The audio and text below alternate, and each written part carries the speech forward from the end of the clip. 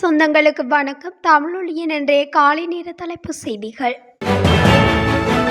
கொலண்டாவ நகரை அந்த இடத்திலிருந்து அகற்றி அதே பகுதியில் மேடான இடத்தில் அமைக்க ஜனாதிபதி ரணில் விக்ரமசிங்க தீர்மானித்துள்ளார்.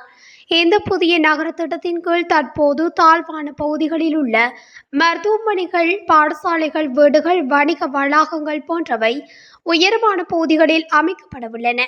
அத்துடன் கொலனாவையின் புதிய நகர திட்டத்தின் பிரகாரம் அனுமதியற்ற கட்டுமானங்களை தடுக்கும் சட்டங்கள் கொண்டுவரப்படவுள்ளன. இத்திட்டத்தின் பிரகாரம் கழனி ஆற்று பகுதியில் வெள்ளக்கட்டுப்பாட்டு அமைப்பும் தயாரிக்கப்படவுள்ளது. இக்கலந்துரையாடலில் ஜனாதிபதியின் அலுவலக பிரதானி சாகர ரட்நாயக்கா, நாடாளுமன்ற உறுப்பினர்கள் கலந்து கொண்டிருந்தமை குறிப்பிடத்தக்கது. நுகர்வோர் அதிகார சபையில் விசாரணை அதிகாரிகளுக்காக ஏற்பட்டுள்ள வெற்றிடங்களுக்கு ஆட்சேர்ப்பு செய்வதற்கு விரைவில் நடவடிக்கை எடுக்கப்படும் என வர்த்தக அமைச்சர் நளின் பெர்னாண்டோ தெரிவித்துள்ளார். நேற்று இடம்பெற்ற நாடாளுமன்ற விவாதத்தின் போது அவர் இதனை தெரிவித்தார்.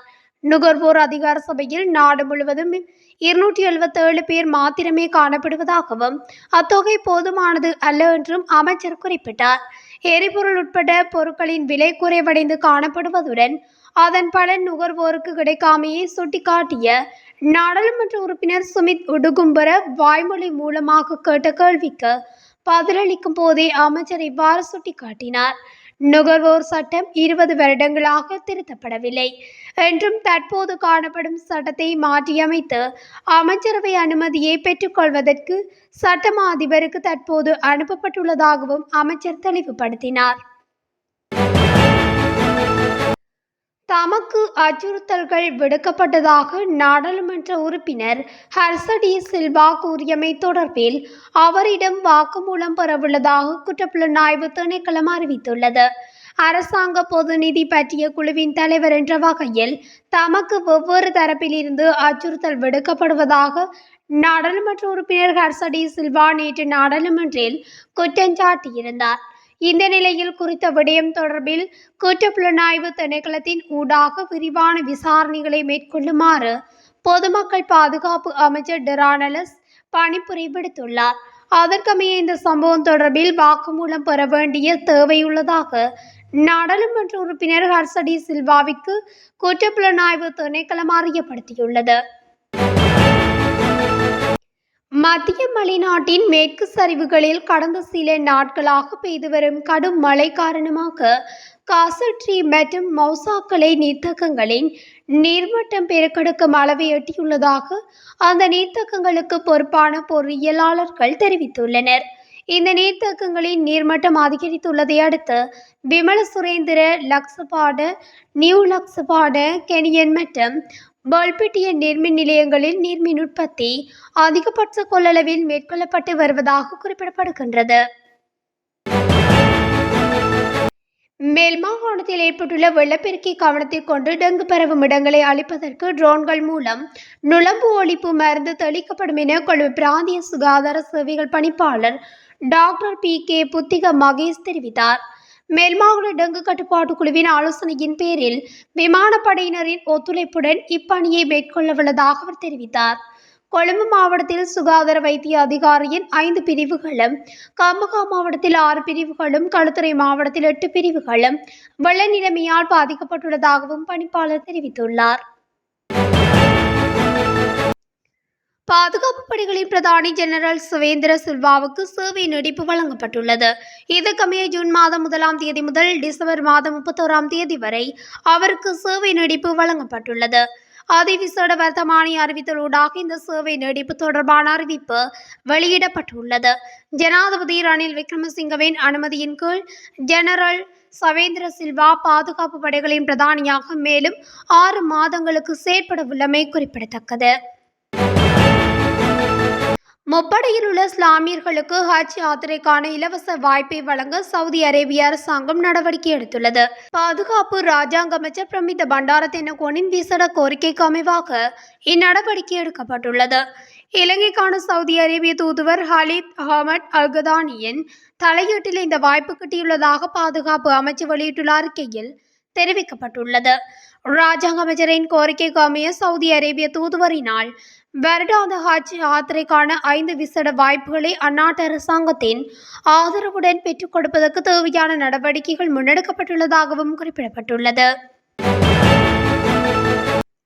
நுவரெலியா கந்தப்பளை நகரில் நேற்று மாலை இடம்பெற்ற பஸ் விபத்தில் ஒருவர் படுகாயங்களுக்குள்ளாகி கவலைக்கிடமாகிய நிலையில் நுவரெலியா மாவட்ட வைத்தியசாலைக்கு கொண்டு செல்லப்பட்டு அங்கு அவசர சிகிச்சை பிரிவில் தீவிர சிகிச்சைக்கு அனுமதிக்கப்பட்டுள்ளதாக கந்தப்பளை போலீசார் தெரிவித்தனர்.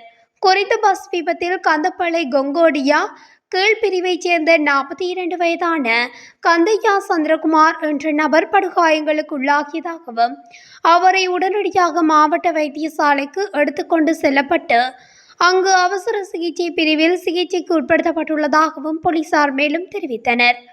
அத்தோடு பஸ்ஸின் சாரதியை கந்தப்பளை போலீசார் கைது செய்துள்ளனர். பதுளை கலன் கோபா தோட்டக்குளத்தில் ஆணொருவரின் சடலம் கண்டுபிடிக்கப்பட்டுள்ளதாக ககட்டரூப போலீசார் தெரிவித்தனர். கும்புரேகெதர மககும்பர ககட்டரூப பகுதியைச் சேர்ந்த நபர் ஒருவரே இவ்வாறு சடலமாக மீட்கப்பட்டுள்ளார்.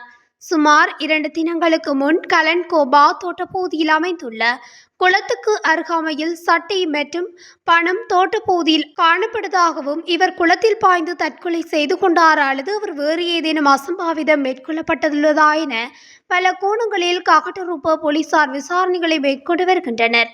வெள்ளிக்கிழமை இராணுவத்தினரின் உதவியுடன் குறித்த குளத்தில் தேடுதலை மேற்கொண்டு வருவதாகவும் இருப்பினும் குறித்த நபரின் சடலம் நேற்று மாலை வரை கிடைக்கவில்லை எனவும் ககட்டரூப போலீஸ் நிலையத்தின் பொறுப்பதிகாரி தெரிவித்துள்ளார். நிலவும் சீரற்ற காலநிலை காரணமாக 6 மாவட்டங்களுக்கு மண்சரிவு அபாய எச்சரிக்கை விடுக்கப்பட்டுள்ளதாக தேசிய கட்டிட ஆராய்ச்சி நிறுவனம் தெரிவித்துள்ளது. அதன்படி கொழும்பு, காலி, களுத்துறை, கேகாலை, மாத்தளை மற்றும் ரத்தினபுரி ஆகிய மாவட்டங்களுக்கு மண்சரிவு அபாய எச்சரிக்கை விடுக்கப்பட்டுள்ளது. காலி கராப்பட்டிய வைத்தியசாலையில் சிகிச்சை பெற்று வந்த காலி சிறைச்சாலை கைதியொருவர் தப்பி சென்றுள்ளதாக சிறைச்சாலை அதிகாரிகள் தெரிவித்துள்ளனர். காலி சிறைச்சாலை அதிகாரிகளின் பாதுகாப்பின் கீழ் காலி கராப்பட்டிய வைத்தியசாலையில் சிகிச்சை பெற்று வந்துள்ளார். வைத்தியசாலையின் கழிவறையிலிருந்து தப்பி சென்றுள்ளார் என்று சிறைச்சாலை அதிகாரிகள் தெரிவித்துள்ளனர். இவர் சிறைச்சாலை அதிகாரிகளிடம் கழிவறைக்கு செல்ல வேண்டும் என கூறியுள்ளார். கழிவறைக்கு செல்வதற்காக கைவிலங்குகளை அகற்றிய சிறைச்சாலை அதிகாரிகள் பாதுகாப்புக்காக கழிவறைக்கு முன்பாக காத்திருந்தனர். எனினும் அவர் கழிவறையிலிருந்து பாய்ந்து தப்பி சென்றுள்ளார் என்று வைத்தியசாலை வட்டாரங்கள் தெரிவித்துள்ளன. சனிக்கிழமை காலை வத்தலை எந்திரமுள்ள ரயில் கடவையில் இடம்பெற்ற விபத்தில் 2 உயிரிழந்துள்ளனர். எந்திரமுல்லையில் இருந்து வத்தலை நோக்கி பயணித்த ரயிலுடன் கார் மோதியுள்ளது.